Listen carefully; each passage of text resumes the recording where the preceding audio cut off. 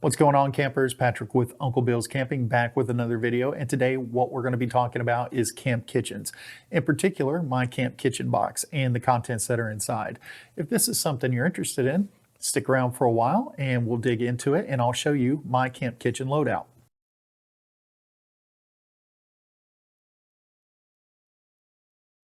So as I said at the beginning of this video, what we're going to be talking about are the contents of my camp kitchen box.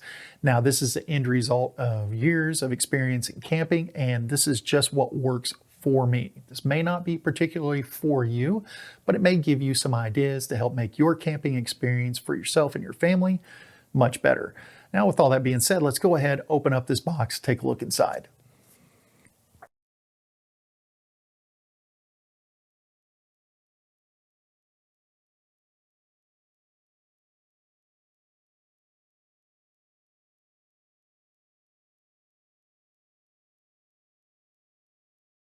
So what we're going to do is, instead of taking everything out of the camp kitchen box and showing it to you, what I've done is already taken everything out, set it on a table, and I'm just going to pack this. And as I'm packing it, I'll show you what I'm putting inside my camp kitchen box. So the first thing I like to start off with is a blanket or an extra tablecloth.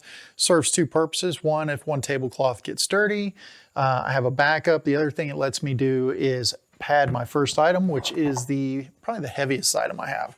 And this is my Lodge griddle. This thing right here, can't recommend it enough. It's really good for camping over the fire or on one of the grates on the fire pit, or actually just putting right on top of my propane stove that I use. So it serves a lot of different roles. You can use it all sorts of ways, practically indestructible. So once I got that in there, I'll go ahead, put my little blanket down there, fold it over, and that way when it's bouncing around on the rack that I use to haul this stuff around on, it's less likely to bust the bottom, especially when it's cold. So we'll move on to the next item. And that is this right here. So this is my Eureka Spire stove. I got this specifically because it has really good temperature control. I had a Coleman, matter of fact, it's right back here, Coleman 2-burner propane stove. Worked great. The only problem is it really does not burn at a low temperature. It's only got really two temperatures, hot and really hot. So if you're trying to cook on pans that are, kind of sensitive to heat, you're going to have problems. Anything thin, whatever you put in there, it's going to burn it. So that's why I wound up getting the Eureka Spire, and it's done pretty well. I think it's made by Jetboil, same company that owns Eureka. Wound up buying Jetboil. They use some of their stuff in it. And you can actually add a Jetboil burner as an accessory and attach it to this. It's actually got a propane line out for that burner. But since I already have a Jetboil, I never got the accessory burner. But anyway, move on to the next thing here. All right, so always keep one of these around. First aid kit. Matter of fact, this is a new one. I went ahead, got a new one, and I like to keep this in there, mostly for stuff like burn gel, things like that. When you got kids and there's fire, hot stuff around, having some burn gel, nice little first aid kit, always helpful. Now, let's see what else we got. Okay. So, another thing I keep around, just a standard pair of work gloves, just old, thick leather work gloves. I keep these in a bag. This is mostly for moving stuff around. If you got to reach in, grab a log that's kind of in the fire, a little bit burnt up, you don't want to burn your hands, this right here works great. Always keep those close by. Cleaning wipes. These are mostly just for cleaning surfaces like cutting boards, wiping down anything plastic, not necessarily what you're going to eat off of, but especially if you live in the southern region where flies are really bad, you want to keep your camp kitchen area as clean as possible. Anytime that food drips, any kind of food residue, clean it up. You don't really have to worry about predators down here so much, unless you consider a raccoon a predator, but definitely food will attract flies and they will swarm your campsite down here during the summer months if there's anything they can get their hands on.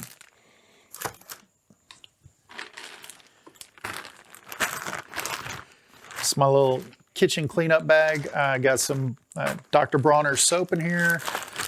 Cut up a couple of scrubbies to be able to clean my my pots, pans, some of my cups and utensils.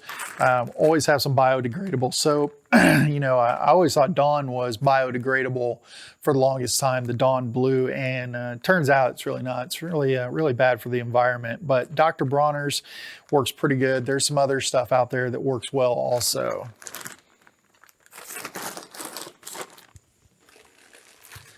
And this is just really a big baggie of miscellaneous stuff. I keep some straws in here, some extra trash bags just in case. I keep a bunch of like 1 gallon heavy duty freezer bags in here just for leftovers or for storing anything that gets spilled. You'll see that I keep a lot of stuff in freezer bags just to keep it separated. That way, if anything gets spilled, it doesn't leak out into the rest of the box and contaminate everything or attract bugs, or you know, sometimes if something gets spilled, you know, depending on what it is, it can actually corrode other things that it comes in contact with. So I like to keep stuff as separated as possible. Now let's see what else we have here. All right, it's right here. These are my little baskets. I picked these up, I think, at a dollar store. These things work great. Just, you know, line them with some tin foil or some parchment paper, especially if you do stuff like the hobo meals, like the foil meal packets where you just put them in the fire. You know, you just take them out, dump them right in here, or just set them inside the basket and unfold them, eat it, and when you're done, just, you know, wrap up your tin foil and toss it out. Inside of there, I keep the handle to my little GSI pot and pan set. Of course, got a Gerber multi-tool, just a jack of all trades. You know, you can pull splinters with this if you need to, but you know, it could be a wrench, a knife, whatever you need. And chip clips. These come in handy for a lot of reasons. Sometimes it's for actually keeping a bag of chips closed, and sometimes it's for clamping down something to your pop-up canopy, or even keeping your tablecloth from blowing away. But yeah, pretty useful stuff there.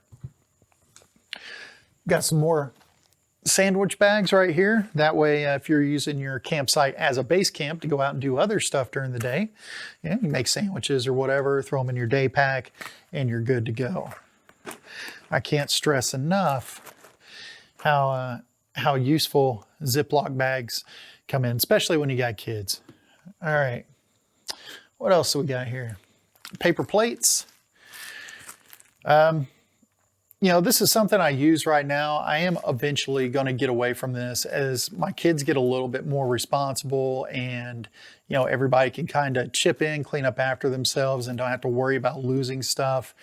I'll probably get away from these by a dedicated set. But, you know, if you got young kids, plasticware, paper plates, you know, you're probably going to use those more than anything when you first start out. Now, I did finally switch over to metal utensils, so I don't have to worry about plastic utensils and recycling, stuff like that. So really, it's just down to paper plates, and soon enough, you know, that'll be gone also. So next thing we got is matches. Got some Strike Anywhere and some Stormproof. Always come in handy, whether it's lighting a campfire or you know, firing up a grill, or, you know, if the igniter on your stove doesn't work, or you don't have an igniter on your stove, well, you know, you got these. Pre-cut parchment paper. This stuff right here is very useful. You can line the little red baskets I showed you, or if you have dedicated plates, you can throw a piece of this on there, go ahead and eat your food, and when you're done, just wad it up, throw it in the trash. Makes cleanup around the campsite a whole lot easier. You know, and that's mainly what I focus on, is I like for things to be efficient. I still like to cook. It's one of my favorite things, but there's no need for it to be any messier or harder than it needs to be. All right, so next up, what do we got here? My jet boil. I used to take this hiking with me, and I kind of moved into some lighter equipment, but it's perfect for camping. Boiling water for coffee, everything works out really good with this. Or if you're going to go the route of dehydrated meals, This works great for that. Boils water really fast, actually stores a can of fuel inside of it on top of everything else. So it comes with its own fuel. So, you know, definitely worth having. That way you don't have to break out the stove, get a pot out, boil water. You know, you got everything you need right there. Since I mentioned coffee, is this right here. And this is the GSI Java Press. I've had this for a really long time. And as a matter of fact, I use this daily for years. It makes coffee better than probably anything I've ever had. You know, of course, you know, you do have to clean the coffee grounds out of it when you're done, but it makes a great cup of coffee. You can usually make 2 really big cups of coffee with this. And the thing I like about GSI is they have excellent customer service. I've had this for many years, and the outside of this probably looks pretty new. After I had it a few years, the outside of this neoprene sleeve started to kind of come apart from the insulation. Called up GSI and I just asked them, you know, hey, how much is it to buy one of these? Because I want to replace the one I got. And they just took my name and address, sent me a brand new one for free. So they have really good customer service. GSI makes some really good products also. And coffee cups. These are the double wall insulated. I got these at Academy Sports and Outdoor. Everybody has these though.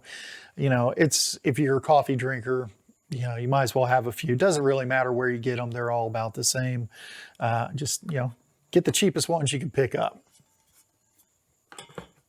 All right, a little bit more fuel. Always keep 2 or 3 of these around. Sometimes they're full, sometimes they're half empties. Usually what happens, I always buy a full one when I go hiking. And then once I'm done with it, after a hiking trip, it kind of just rotates into the kitchen box until I can use it all up. So, you know, anyway, never hurts to have a few of these around. All right, so moving on, we have insect umbrellas. I have 4 or 5 of these. These are lifesavers. When you're camping, especially if you're doing primitive camping, you're kind of away from a designated campground and there's a lot of flying insects, bugs, mosquitoes, things like that. These come in very handy just because of the fact that you can prepare food, put it out on the picnic table, pop these open, put it over the food, keeps the flies from jumping all over it, you know, makes everything a lot simpler. Not really kitchen related, fly swatters. Never hurts to have them. You know, and I'm sure this happens to everybody, but you set up your camp kitchen, it's probably under a canopy. You get out there in the morning time and all sorts of creepy things have got up underneath your canopy, flies, spiders, you name it, it's underneath there. Anyway, fly swatters, keep them close by to help take care of that problem.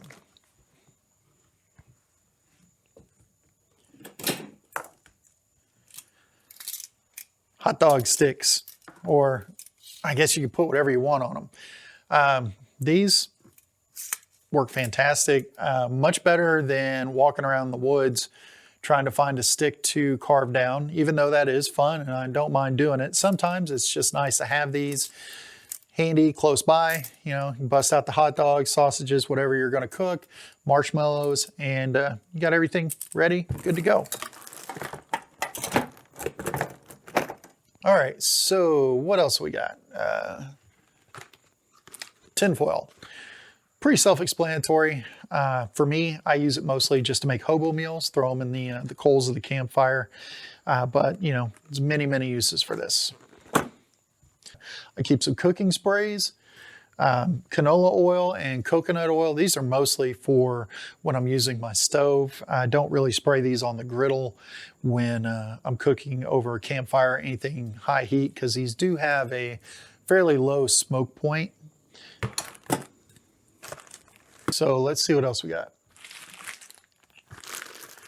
All right, seasoning. So I have some toothpicks in here, salt, pepper, onion powder, garlic powder, smoked paprika, some Tony's, some Montreal steak seasoning, and some beer can chicken seasoning. That's pretty much all I need. Anything that's like hot sauce related, sriracha, Frank's, things like that, I pretty much bring that from the house. I'm not going to keep it in my my kitchen box, but I pretty much get by with that right there and have no problems whatsoever. Aluminum cups. Now, I just got these, pretty happy with the purchase. It helps me get rid of the red Solo cups, the plastic cups. These are from Ball. They're aluminum recyclable cups. I know technically they are supposed to be disposable, but they are pretty sturdy. So I have a feeling that I can wash these and reuse them. It does say not designed for use in a dishwasher, and definitely not for a microwave. But yeah, I got these. So, you know, one more step in the right direction of getting rid of all the kind of plastic, disposable plastic stuff in my camp kitchen. All right, what else do we got?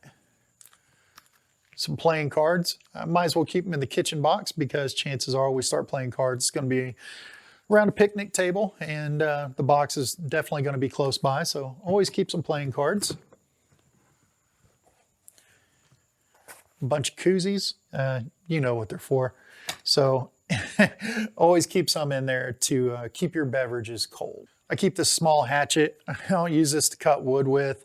I bought this a few years back for hiking, and well, it was just ridiculously heavy. So I kind of just went into the kitchen box. But the main reason is because it's heavy.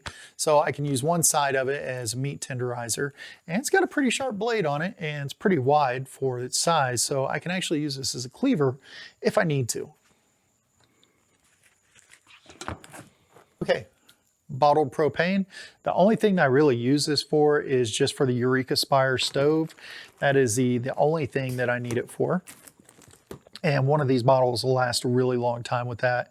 I could probably get by for a weekend with one of these pretty easy and not have to worry about it running out. So another way that I help keep the bugs away from camp is this right here. This is the Thermacell backpacker. And the main reason I got this is because it uses the same isobutane canisters that my Jetboil uses. So I don't have to buy the smaller proprietary refills that Thermacell sells for their other products. The only thing I have to do is just get the pad refills that go on the top, and I could save a little bit of money that way. And also there are some third-party suppliers that make the repellent pads that are a lot less expensive than the Thermacell ones and just as effective. What else do we have?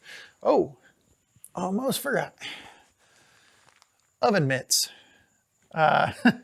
Sounds silly, but you would be surprised how many times I actually went camping with a whole bunch of kitchen stuff and didn't bring anything to get a hot pan off of a stove or a campfire. So nothing special about these, just you know, some old ones from the kitchen, but very nice to have around. You know, will keep you from having to grab a hold of something and run across your campsite with your hands on fire.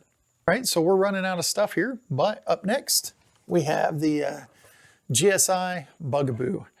This thing I like. It's 2 pots and a frying pan. They all nest together.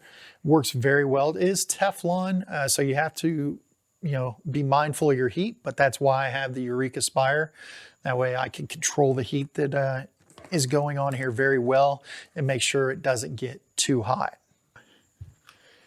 Next up, this is my little collapsible bucket. I picked this up from Wally World. Wasn't very expensive, but the main reason I got it is because it has this little strainer in the bottom. So whenever I do cleanup, I can go and just open that up, distribute my gray water around outside the campsite. And once that's done draining out, I can just pull the strainer out, and whatever food debris is in there, I can, you know, dispose of it how I need to. I do keep a separate bucket also for rinsing, but that stays with my portable shower. So pretty much the only thing that goes in the kitchen box is just this right here. And whenever I'm done using it, I just kind of wipe it out with a Lysol wipe, you know, make sure it's nice and clean, and they're good to go. So what do we got here? This is my cut-proof knife roll. This is where I keep all my sharps. This is scissors, long forks, steak knives, butcher knives, paring knives.